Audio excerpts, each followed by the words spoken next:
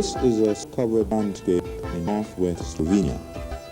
This particular area is known for its natural beauty, and as you can see, it is brilliant, sunny winter afternoon, and the sun is glistening on the snow crystals to produce a truly alluring effect.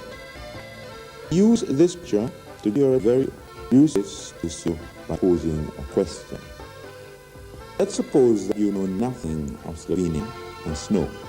And let's suppose that I have experienced this scene, wanted to describe it for you. Would my words be to give you a true image of this scene? I would say no. In this regard, a painter or a photographer certainly has an advantage. This is the important issue to which I referred earlier. Visual images compared to words tend to have a greater impact on one's perception. But why am I telling this to you? Well, let me explain the purpose of this film. The film is intended for those who are involved in teaching and learning. It will convey the message that instructional resources are designed to support learning based on their impact on perception. Secondly, it will emphasize that careful preparation is a prerequisite if instructional resources are to have the desired effect. In other fields, example says, there is obvious recognition of the importance of visual effects. Let's take, for instance, the motor car manufacturer operating in a world of fierce competition, or the natural garment widely to invented in human. You example where child direct relates think so we can think of the sports and training footage and the of in result practical to eradicate sunshine in a preset. Let's examine how to harness. From this, we can judge the likely results. What are the trainees thinking? What impressions do they get about the instructor? How do these affect the quality of learning? Is the instructor presenting a clear picture to them? This line, namely. These cases are taken from real-life situations. We've had the opportunity to observe many trainers and the way they approach their task. In this way, we develop some clear indication of glaring misuses of instructional resources. In the next few minutes, with some assistance, we will demonstrate some very important points. Hello.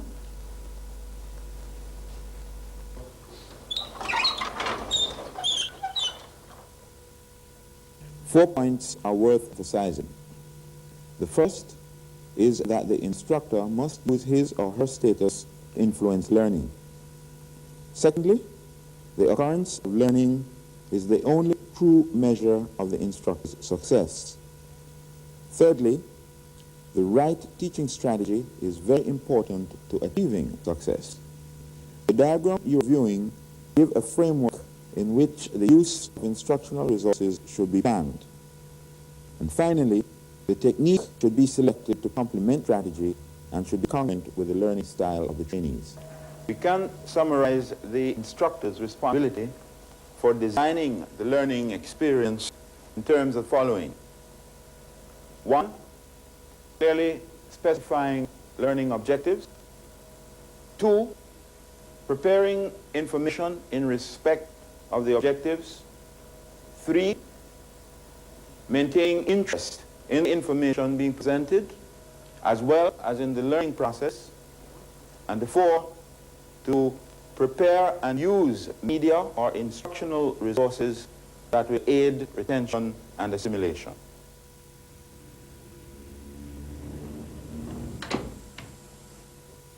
Thank you. What we are going to analyze today is the nature of interlinkages. But before we understand the nature of interlinkages, what we are going to do is simply to understand the evolution of organizations and public enterprises. To return to the theme of this presentation, we can make the point that traditional approaches do not manifest an awareness of these issues, since traditionally, trainers and teachers depend overwhelmingly on verbal presentations. That is, the direct information to the ears, ignoring the fact that in this most of the information is lost and misconceptions are highly probable. Let us now simulate a situation to explain this point. In the same way, an unsteady hand or poor sight or lack of confidence cause spillage when pouring the contents of one bottle to another, so too the trainer's manner of speaking, the pace at which he speaks, the complexity of the theme, limited attention span of trainees, and many other factors cause information loss when extensive verbal delivery is made to a group. Research shows that in such situations, approximately 90% of information is lost. Individuals will retain only 10 to 11% of what they hear in lectures lasting 40 minutes and over. Enterprise is given essential. On the other hand, this research has shown that visuals account for a significantly higher retention rate, 23%. However, when both senses, seeing and hearing, are engaged in the learning process, retention dramatically increases to over 30%. In this way, we confirm what is known to many people, that visuals have very significant impact on perception and should be used in the learning process. In the same way that the salesman, public relations officer, uses visuals to influence the perceptions of consumers, the trainer and the instructor should rely on them to influence learning and training.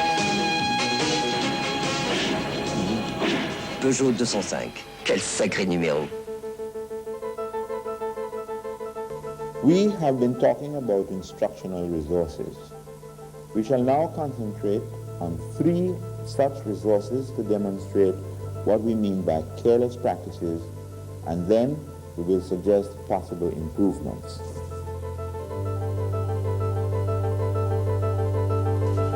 The first is the blackboard with chalk. The other is the flip chart. The third is the overhead projector.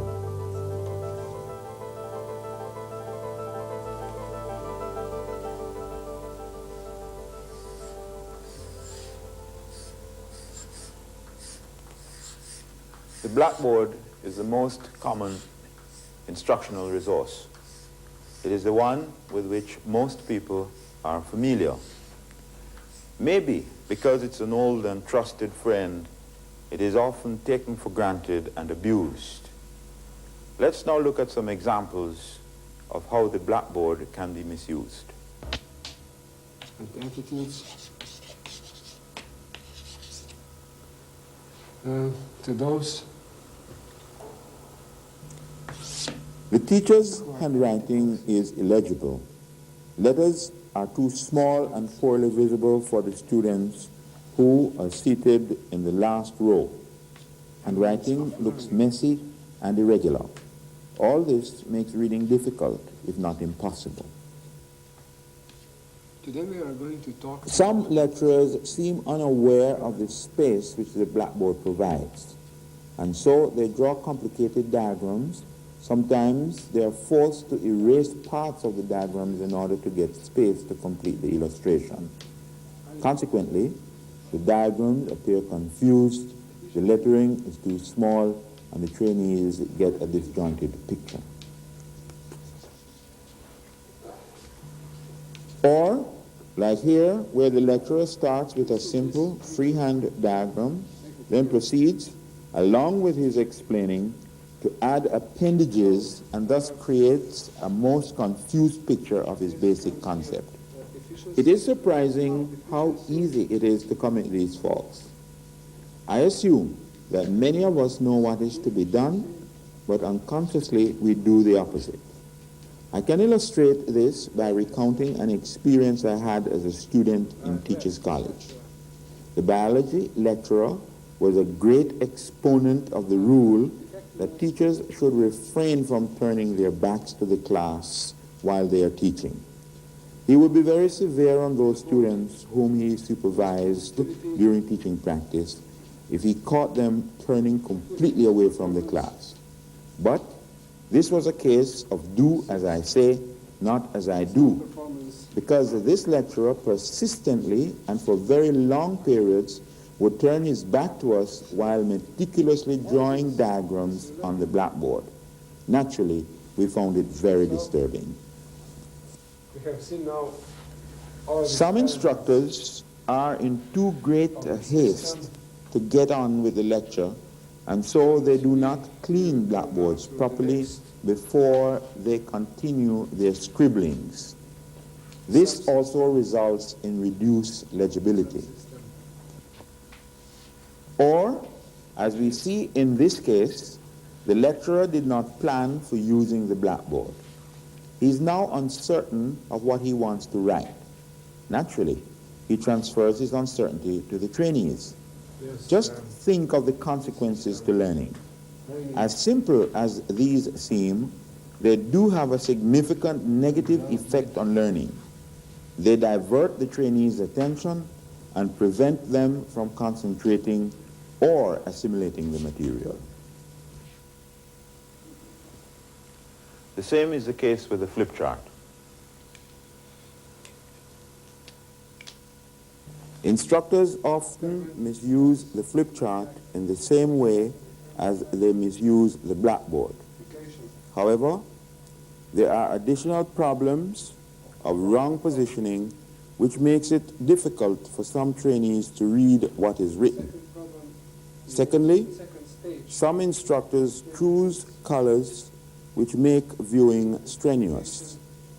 And thirdly, in some cases, instructors flip the pages so quickly that trainees do not have time to assimilate what was before them. Can you see anything? Sorry, I can't see it. Why? Please turn it. Okay. Writing also not visible. Oh, you should have told me before. So now we can come to the next stage, which We is... should use the flip chart based on the advantages which it provides. For instance, it provides an opportunity for the instructor to list beforehand important points in the presentation. Consequently, a smooth, fluent presentation can be made.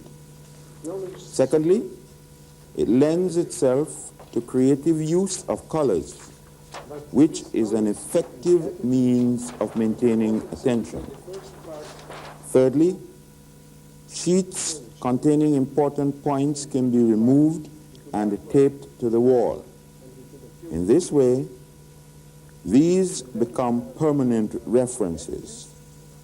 Fourthly, it provides the instructor with the opportunity to refer back to notes and recapitulate the presentation. Let's look at another invention, which is a marvelous teaching aid. However, it can be very vengeful in that it can make the trainer look very bad. Why? Very simple. The overhead projector requires a lot of preparation. It requires that the trainer carefully prepares his material, that he prepares the projector itself in terms of making sure it is in working order and in its correct position, and he should prepare the sequence in which he's going to present his material. Let us look closely at the overhead projector and see how this instrument can easily be misused. Trainers should try at all costs to avoid these errors.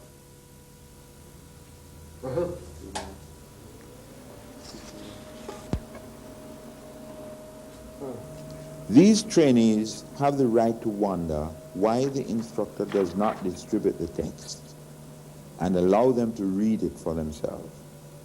Or better still, he could have saved them the trouble of attending the lecture. Why come to a lecture to have someone read something for you which you could have read at home? one should be very careful about using cursive. And copying text from books can also prove to be rather awkward for those trying to read it. In many instances, the overhead projector is used under circumstances that do not allow total darkness. This makes it even more difficult for small print to show up plainly on the screen. Finally, carelessly drawn diagrams, apart from their sloppy appearance, do convey to the trainees a lack of genuine interest on the part of the instructor. This is really funny. Here is a lecturer who prepared his transparencies, but obviously did not plan how to use them. Or maybe he's just nervous, and so he jumbles his material. Whatever the case, there are several instructors, lecturers, teachers who fall into this trap. They waste a lot of time fussing with gadgets and papers and other training material, destroying the sequence and disrupting the pace of the presentation. It is possible that the trainees are asking, how can one so confused teach us anything? Let us leave our colleague for a while and say something about instructional resources. Each is designed to use a specific symbol system. Those that we have been discussing depend mainly on words and figures and lines to establish relationship and to explain facts. Each has its advantage and its disadvantage. The flip chart, for instance, has the advantage of maintaining permanence, where the notes that are placed on the flip chart can be taken off and stored for future reference. Similarly, you can refer back to things that have been said and written earlier, and this helps repetition, which is very important in learning. On the other hand, the overhead projector moves it to a new dimension where it applies light, and gadgets can be applied to it to simulate movement, and this creates a greater impact on impression, it makes a greater impression on trainees. The fact, however, that each has its advantage and disadvantage, and one may have greater advantage than the other, does not mean that one should discard, say, the blackboard or the flip chart and concentrate solely on using the overhead projector. Each must be selected based on a number of criteria. The ILO booklet gives a very comprehensive listing of advantages and disadvantages of each. So we will not concentrate on that in this issue. But how do we extract optimum utility from each learning resource? The trainer must understand symbol systems, words, diagrams, figures in relation to instructional resources and their relevance to learning. In the case of words, symbols, for instance, repetition is important to learning. The flip chart and the blackboard allows for repetition. Similarly, lines and diagrams can establish relationships between concepts and present graphic pictures of events. Secondly, the trainer needs to develop skill in the use of particular resources. Thirdly, the trainer should know how to use the resource to create maximum impact on perception. For instance, overlays can be used on the projector to create a link between simple and complex diagrams. Finally, a question the trainer needs to ask himself: how does the interplay between resource and intellect correspond to the goals that he wished to achieve? To summarize, appropriate use of instructional resources depends on 1, a knowledge of the use of symbol systems. 2, skill in the use of the resource. 3, knowledge of how to influence perception. And 4, clear, precise objectives or goals. Training is serious business, especially in developing countries where there are shortages of skilled personnel. Trainers should therefore be systematic in their general approach to training. When it comes to the selection of instructional resources, trainers should bear the following in mind. The objective of training. We said earlier that training begins with specific objectives. Secondly, the size of the group. Some groups are too large for some resources, and therefore the resources are not suitable in these large groups. Thirdly, the size and the design of the room does not allow for convenient use of some resources. Fourthly, trainers who lack technical expertise should seek assistance in this area. For instance, the preparation of transparencies require technical skills which many trainers do not possess. And finally, the conditions for the use of the visual aid should be taken into consideration. All these must be taken into consideration when choosing. And once the choice has been made, the next big step is preparation. Preparation of self, preparation of material, and preparation of the resource. Preparation is the trainer's guarantee that his delivery will be clear, precise, correct, and complete. Let's bring into perspective what we have been saying so far. We indicated that the training process starts with clearly defining objectives. The objectives will be related to problems of either information or performance or combination of both.